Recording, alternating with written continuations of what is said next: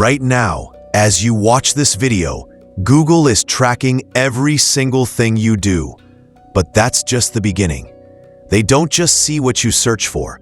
They own the entire path your data travels through.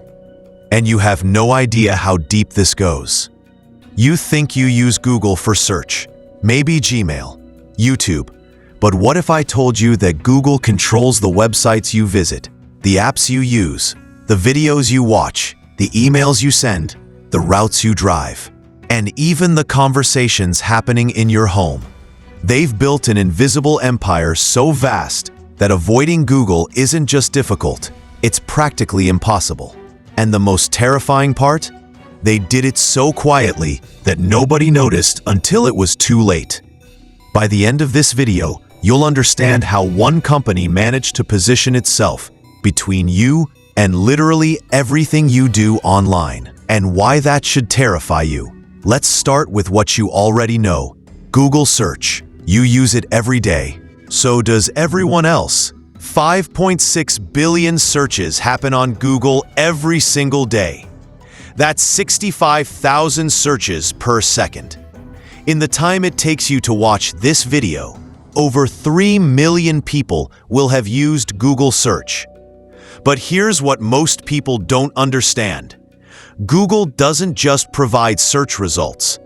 They control what information exists on the internet. When was the last time you went to page 2 of Google search results? Never, right? Studies show that 75% of people never scroll past the first page.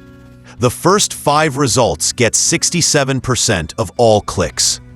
So if your website isn't on page 1 of Google, you essentially don't exist. This gives Google unimaginable power. They're not just organizing information. They're deciding what information matters. They're the gatekeeper between you and knowledge itself. And they've monetized this position brilliantly. In 2024, Google's search advertising revenue alone was over $175 billion. That's more than the GDP of Ukraine. They make this money by selling the top spots in search results, those little ad labels you see. Each click can cost businesses anywhere from $1 to over $50 depending on the keyword. But search is just the visible tip of an enormous iceberg. Let's talk about your phone. If you have an Android device, you're carrying a Google surveillance device in your pocket. And before you say, "I don't have an Android," 73% of all smartphones on Earth run Android. That's 3 billion active devices. When Google bought Android in 2005 for just $50 million, people laughed. It seemed bizarre for a search company. But Google saw something nobody else did. Mobile was going to be everything. Today, Android isn't just an operating system, it's a Trojan horse that puts Google inside every aspect of your digital life. Every Android phone comes pre-installed with Google Search, Google Maps, Gmail, Google Chrome, YouTube, Google Photos, Google Drive, and Google Play Store. You can't delete most of these apps. They're baked into the system, and every single one of them is collecting data about you. Your location? Google Maps knows everywhere you go. Your photos?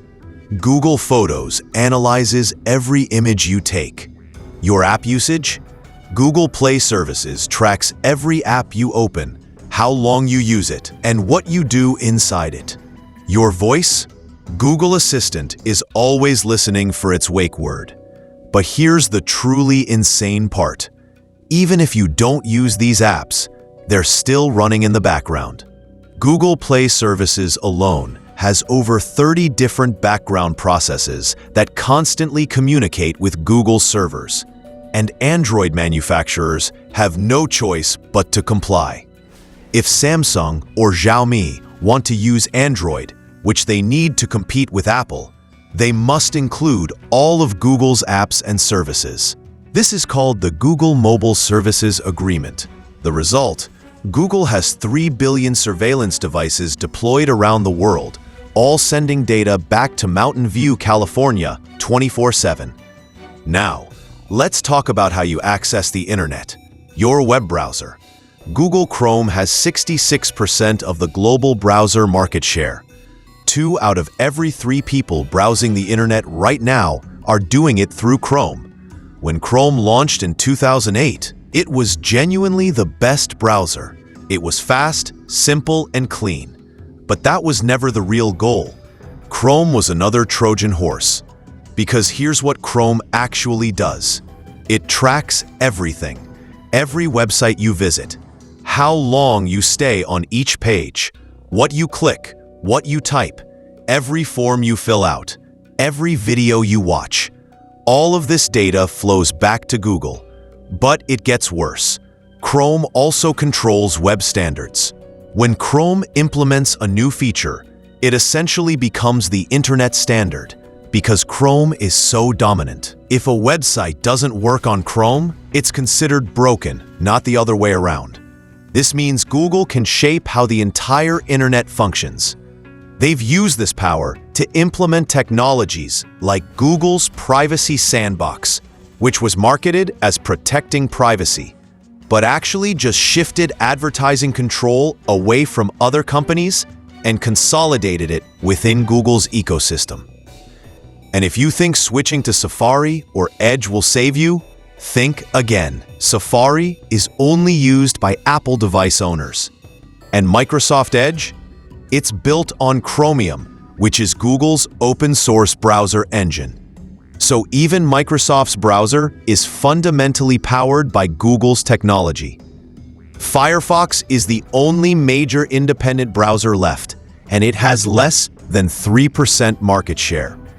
Plus, Firefox receives over $400 million per year from Google to keep Google as its default search engine. So even Firefox is economically dependent on Google. Google has essentially monopolized not just browsing, but the very infrastructure of how web browsers work. Now let's talk about how Google makes most of its money advertising. And this is where things get genuinely dystopian. Google doesn't just run ads on its own properties. Through Google Ads and Google Ad Manager, they control advertising on millions of websites across the internet. That little ad banner on your favorite news site? Probably served by Google. The video ad before a stream? Google technology. In 2024, Google's total advertising revenue was over $237 billion. To put that in perspective, that's more than the entire revenue of Coca-Cola, Nike, and McDonald's combined. It's more than the GDP of countries like Portugal or Greece. But here's the really insidious part. Google controls both sides of the advertising market. They own the tools that advertisers use to buy ads and the tools that publishers use to sell ad space. It's like if the stock market was owned by a company that was also buying and selling stocks on that market. This is called vertical integration, and in any other industry, it would be considered a monopoly and broken up. The Department of Justice has actually sued Google over this, calling it an illegal monopoly. The trial revealed shocking internal Google documents. In one email, a Google executive wrote, "We'll use our ownership of the browser to break everyone else's ad tech." Another document showed Google artificially inflating ad prices by as much as 40% because they knew advertisers had no alternative. And here's the part that affects you directly. Because Google controls so much of the advertising ecosystem, they can track you across virtually every website you visit, even if you never use a Google product directly. Ever noticed how you search for something on Google, then suddenly ads for that product follow you around the internet for days? That's Google's ad network tracking you across millions of websites using cookies, pixels, and tracking scripts. Google knows more about you than your closest friends. They know your political views, your health concerns, your relationship status, your income level, your shopping habits. and your deepest insecurities, because they know what you search for at 2 a.m. when you can't sleep. Let's talk about video.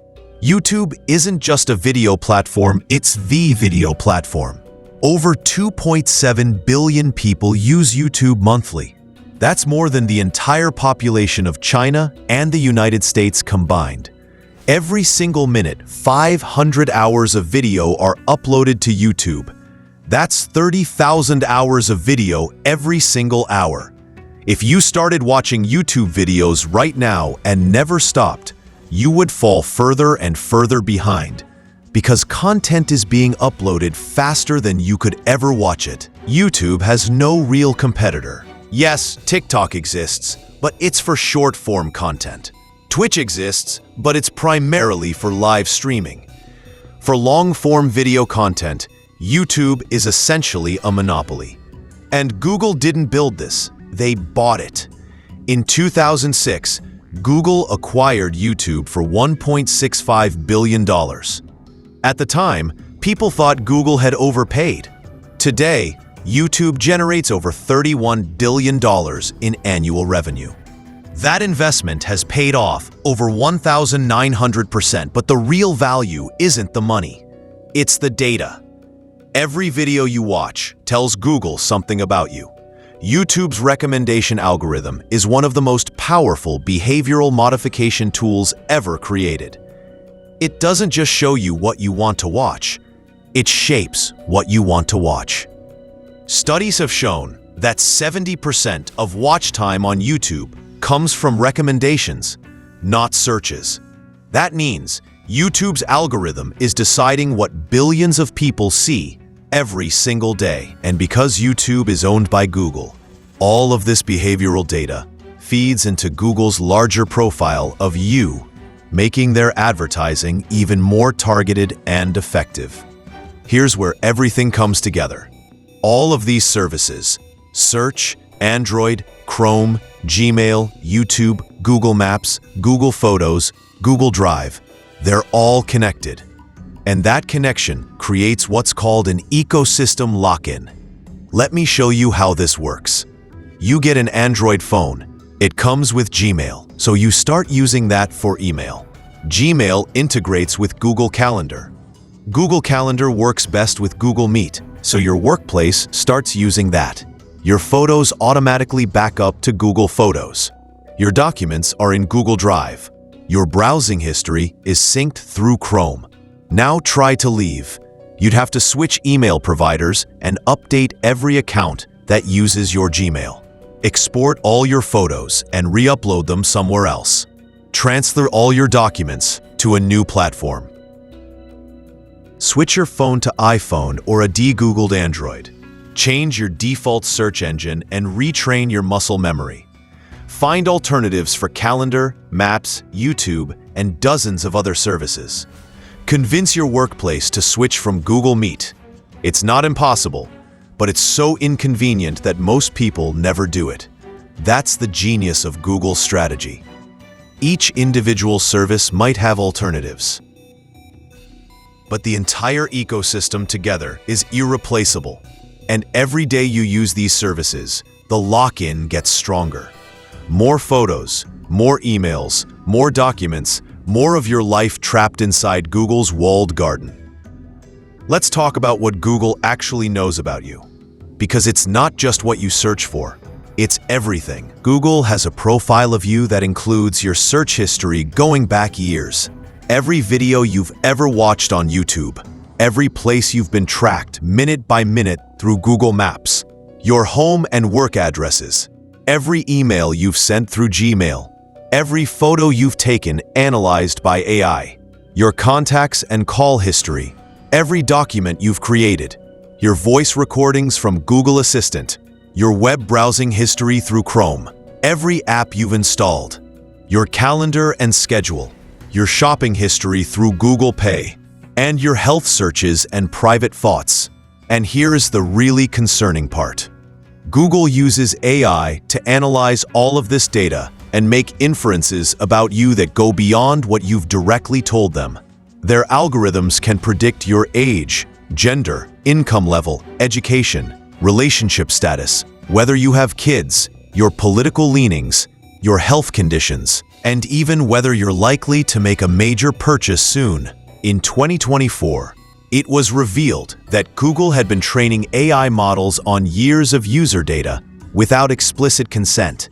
Internal documents showed they had scraped data from Google Docs, Gmail, and other services to train their Bard AI. Users had no idea their private documents were being used to train AI systems. This profile isn't just valuable for advertising. It's valuable to governments, law enforcement, and anyone else who might want to know everything about you. In 2023 alone, Google received over 150,000 requests from governments worldwide for user data. They complied with over 75% of these requests. Now here's where we arrive at the central problem. Google has become infrastructure. They're not just a company you can choose to use or not use. They're woven into the fabric of how the internet works. If Google went down tomorrow, billions of Android phones would malfunction. Millions of websites couldn't serve ads and would lose revenue. Cloud services powering major apps would go offline. Email communication for over 1.8 billion Gmail users would stop. YouTube would disappear. Digital advertising across the entire internet would collapse. GPS navigation would stop working. One company has positioned itself as a single point of failure for the global internet. That's not just a monopoly, that's a systemic risk. And the problem isn't just their dominance. It's that their business model is fundamentally at odds with your privacy. Google makes money by knowing everything about you and selling access to your attention. The more they know, the more money they make.